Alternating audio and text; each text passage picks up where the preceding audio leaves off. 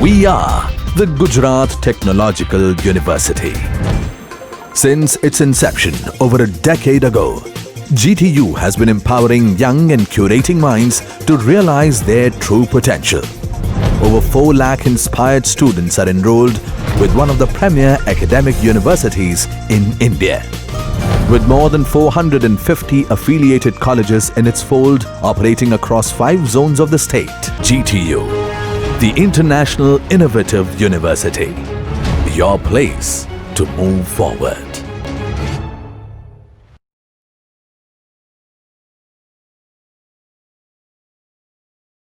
Today we will discuss about the solid phase extraction for the analysis of samples. So first we will see about the comparison between the SPE versus LLE. So solid phase extraction is the most important technique used for sample preparation, pre-treatment for the HPLC. HPLC can be used in the fashion similar to LLE, whereas LLE is one-stage separation process. SPE is a chromatographic procedure that resembles HPLC and has a number of potential advantages over LLE. So it is a more complete extraction of the analyte, more efficient separation of interferences for analytes, and reduce also organic solvent consumption, easier collection of total analyte fraction, more convenient method for manual procedures, removal of particulars, and more easily automated. So because SPE is a more efficient process than LLE, it is easier to obtain higher recovery of the analyte. LLE procedures that require several successive extractions to recover 99% of the analyte often can be replaced by one-step SPE methods. With SPE, it is also possible to retain a more complete removal of interferences from the analyte fraction. So SPE versus HPLC. In its simplest form, SPE employs a small plastic disposable column or cartridge, often barrel of the medical syringe packed with 0.1 to 0.5 gram of the sorbent. The sorbent is commonly a reverse phase material. Example is C18 silica, and a reverse phase SPSC resembled both LLE and reverse phase SPLC in its separation characteristic. In the following discussions, we assume RPSPE unless noted otherwise. The packing is held in this just as in an HPLC column. The particle size is greater than 40 micrometer, typically is larger than that of in HPLC, 3 to 10 micrometer. Because of the shorter and bed length, larger particles and less well packed SPE cartridges are much less efficient and is smaller than the plate number is smaller than 100 than an HPLC column. Because of the cost, irregularly shaped packings rather than spherical particles are generally used in SPE.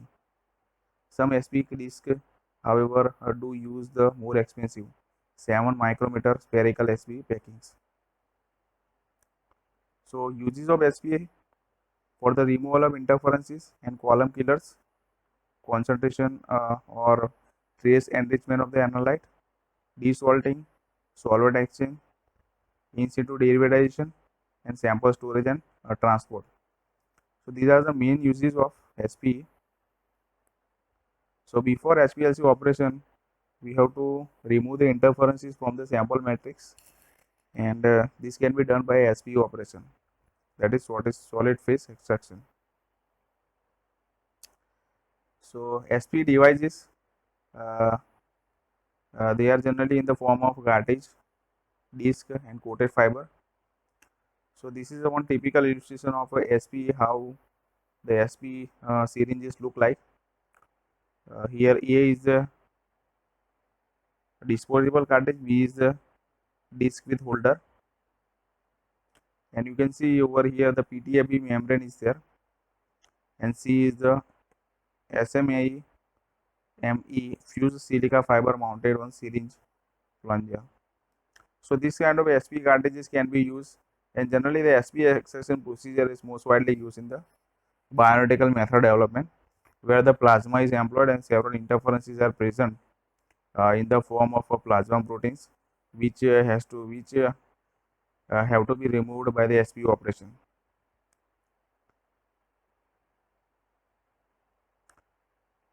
Comparison of typical cartridge and typical disc for SP. So this is a comparison with the parameter includes the dimensions, cross-sectional area, packing weight, flow rate, and linear velocity. PVC disc and sheets are also used with the PTFE disc. SP apparatus. So this is a one typical illustration of SP apparatus, how it is operated. There is schematics of SP apparatus. A is a pressurization with syringe, that is A figure A. B is the use of vacuum, how the vacuum is used, and C is a schematic of multi cartridges vacuum manifold. So the C schematics are for the bulk separation or bulk preparation of the samples. In bioanalytical method development, there are so many samples, so use of this multi cartridge vacuum manifold is required. SP method development, generally this involves the 4 steps. First one is conditioning of the packing, sample application, washing of the packing, removal of the interferences, and fourth one is the recovery of the analyte. So this is a test for that. In the first step, in the second step, the SP experiment involves the sample application, that is the loading of the sample, and this is a uh, illustration for the how the various processes take place in the SP operation, starting from A to E. Now these are the several SP phases and conditioning. Uh, Here you can see that a normal anion exchange is used, strong cation exchange and strong anion. These are the various loading solvents, eluting solvents, analyte type, which kind of analyte can be appropriate for the which kind of bed, typical phases and structure.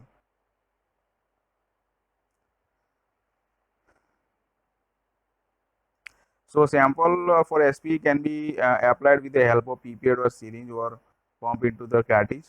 The latter method is more convenient for large sample volumes than 50 ml, greater than 50 ml, such as environmental water samples. The sample and the cartridge sizes must be matched so as not to overload the capacity of the cartridge. Step 3 provides the removal of the interference by washing of the cartridge with the solvent of intermediate strength. Step 4 is provides the elution and collection of analyte fraction.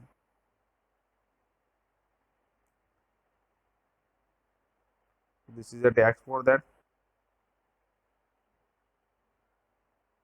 Before starting method development, it is important to ask what is known about sample, what are the sample matrix and analyte properties, polar, non-polar, solubility, acid base. Does the analyte have functional group that can be exploited to affect a sample cleanup step? Are they different from the matrix? What is the expected analyte concentration or concentration range in the sample?